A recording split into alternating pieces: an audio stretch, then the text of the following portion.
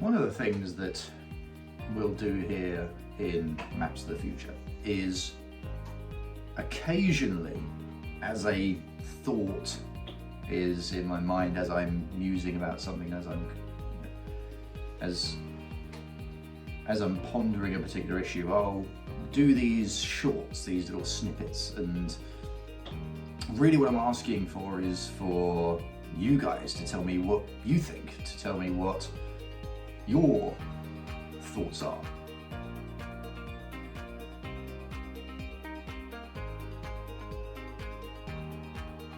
And I think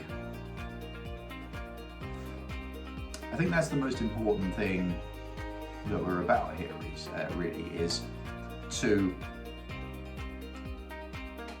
get you to tell me what your expectations of the future are, what you think might happen, whether you think there's going to be good or bad things in the future, whether you're expecting the future to be predominantly good or predominantly bad, or neither, or both. But I'm going to talk about one here that's slightly controversial. And that's the whole point of this thing, is to be a bit controversial. And it came because I was having a conversation with someone earlier today in which this came up. And it's about the whole situation that occurred around COVID back in 2020. And I'll be the first to stand up and say in any room, where regardless of where I am with people talking about COVID, that the entire thing was spectacularly mishandled by governments. Or it was handled in exactly the way it was planned to be handled. Because the more I have looked into the way the world has been driven over the last decades and the direction in which we have been going, the more it has become apparent to me that there is a genuine good versus evil spiritual war taking place within the world, especially within the Western world. And let's be honest, the Western world is the world in real terms. It is the part of the world that drives the economics, the social changes and the technical changes that happen across the rest of the world. The Western world is effectively the cutting edge of the world. And there has been a concerted effort to establish what is, in the simplest terms, global communism. And you've only got to look at organizations like the WEF and the WHO and these other completely unelected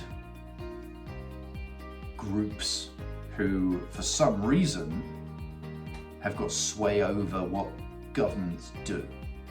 Sovereign governments listen to these organizations over and above their own people.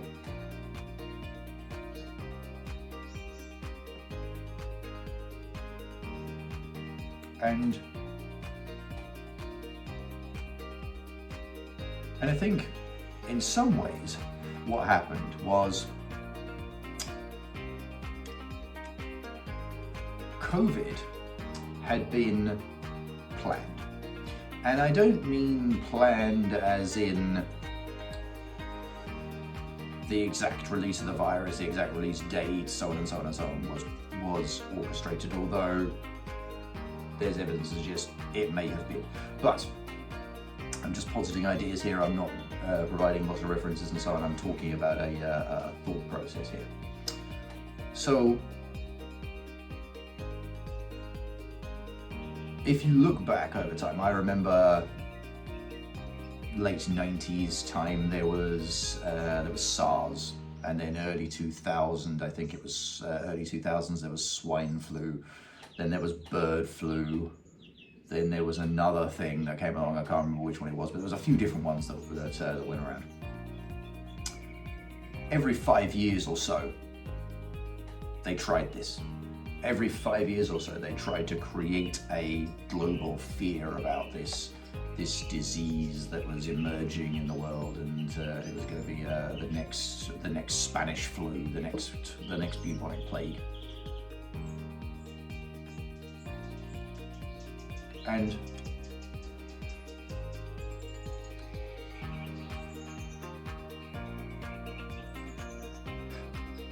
COVID was simply the first one they got to stick. And I think it was the first one that got to stick properly because it was the first one under which they had managed to establish control over social media and all forms of mainstream media. I think it was the first time they had all those things locked up, as well as, you know, controlling most of the cabinets and most of the governments in the world at that time as well, or at least the intelligence agencies and the large-scale bureaucracies that sat within Western governments. So, and who are they? They are the people that I was talking about, people in the WEF and the people in the other organisations who want to establish that one world unelected government. But actually, if you look at it in one way, COVID was the culmination of their plan. Their plan was to create a disaster so that they could roll out this global agenda and establish global control. But two things went wrong. One, first and foremost, the disease wasn't dangerous enough. I think that may have been by design. I think the intention was they didn't want to create a disease that was incredibly dangerous, because the level of instability it would create would be too problematic and too chaotic to effectively manage. I think that was intentional. The other thing is that they actually pushed it too far.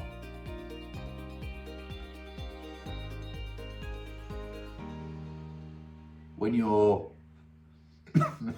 someone who has got critical thinking skills and someone who is generally contrary, which I would say that I am, and you're being told there's this disease that all the evidence is saying isn't that dangerous, and even the news is telling you it's not that dangerous. It's like the flu.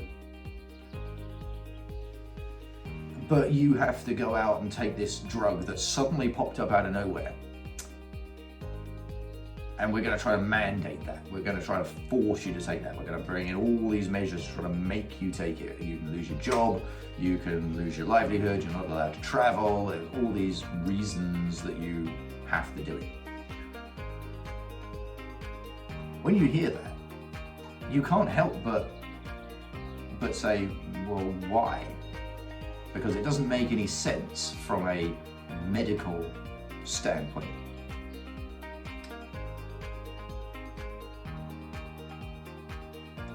And if you want to go down that rabbit hole, you can go down the rabbit hole of it being a depopulation drug with the intention of making people ill, eliminating elderly people, with it being designed to create heart problems and fertility problems and so on in order to reduce the world population, which is another avowed goal of the WEF, by the way. If you look into their manifestos, their stuff that's on their websites and so on, they want to reduce the population of the world. They believe the world's overpopulated, they want to reduce the number of people in it.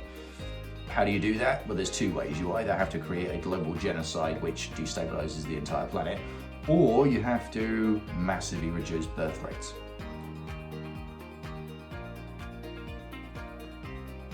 So that within 1 or 2 generations, the population has effectively collapsed. So, at its core, the COVID agenda was evil in the extreme. It was the personification of and the culmination of an evil intent, an evil enterprise whose goal was global domination. But a couple of things went wrong. But effectively, and simply put, they pushed it too far. They went too far. They pushed more than they needed to. Because the thing I was telling lots of people at the time is, if there's a real pandemic, going on, you don't need billions of dollars worth of marketing to tell you there's a pandemic. All of the news would be full of crowded hospitals, of dying people, over crammed wards of people that can't fit into the hospitals. There would be people in the streets. It'd be all over the place. It would be a massive event. You wouldn't need to be told over and over again by the TV that this was a global pandemic that you needed to be scared of. What you got instead was doctors on TikTok making dance routine videos because they had fuck all to do.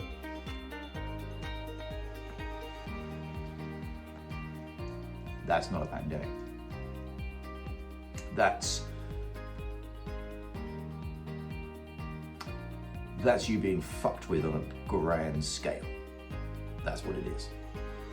So what actually happened was the mask slipped.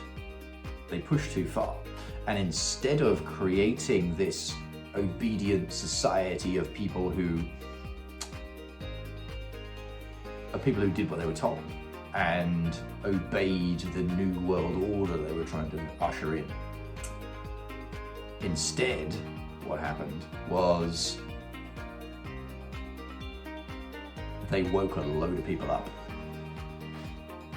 And genuinely, that's when the tide began to turn. 2021, that was when it happened. Into 2021, the tide turned. There was so many unanswered questions around what they did there that it just started opening all the doors to question all sorts of things. And guarantee you, Trump and Doge and Elon buying X and Rumble becoming such a huge platform and so on, none of this would have happened without that. Without the over push they did on COVID. And so I'm hopeful for the future in that sense. The tide has genuinely turned. Reform are winning more seats in the UK. Whatever you might think about that, they are. The AfD in Germany may have, got the most seats, got the most party seats in the latest elections. There is a worldwide shift back towards national identity, which I honestly believe is a good thing. You can't create a homogenized world of 8.5, 9 billion people. It's just not possible. You can't do it.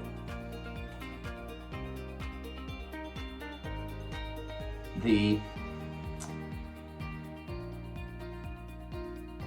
forces of good were awakened and finally started to stand up and push back hard.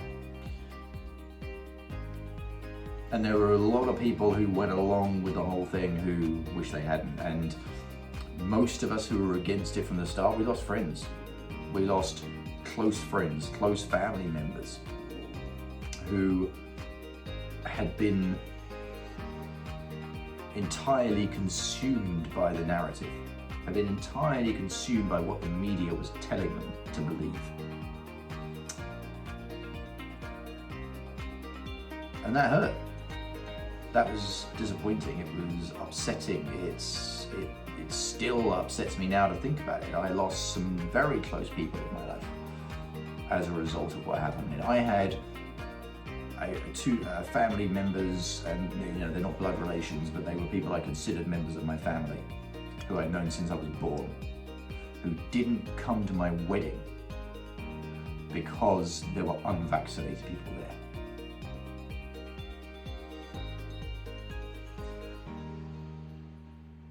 That is the That's the real evil that was committed on the world. It was an attempt to shatter ties and make everybody subservient to the powers that be, telling you how to live, what to do, what medications to take, where you could go, when you could go, how far to stand apart in a supermarket queue, and that you had to wear this completely pointless mask. It was unspeakably ridiculous in the extreme. But that unspeakable ridiculousness is exactly what became their undoing. Their undoing was the fact they pushed too hard and too far and tried to take it further than they could. And it created the Great Awakening. It created the opening up of minds. It created the pushback that is now prevalent across the world. And that I want to thank them for. Because without it, we may have continued down the slow march into global communism inch by inch.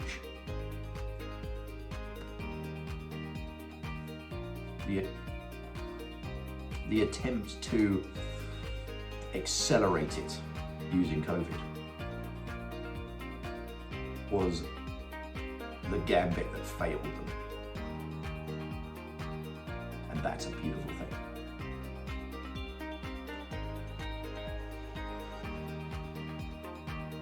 So I am positive about the future. I am optimistic about the future. I believe the future is going to be better as a result. COVID didn't happen. You didn't get RFK in the US administration fixing all the health problems. Doesn't happen without COVID. Because you don't get enough people questioning vaccines, you don't get enough people questioning health, you don't get enough people questioning what they did and didn't tell you, that they told you couldn't go down the road to your local butcher or baker because they were forced to shut, but you could still go to McDonald's. McDonald's could stay open. That is one of the many errors that were made. But they were beautiful errors. They were great things because they gave us that brighter future. They gave us the moment whereby we opened doors and let the light in again. Without it, we may not have done.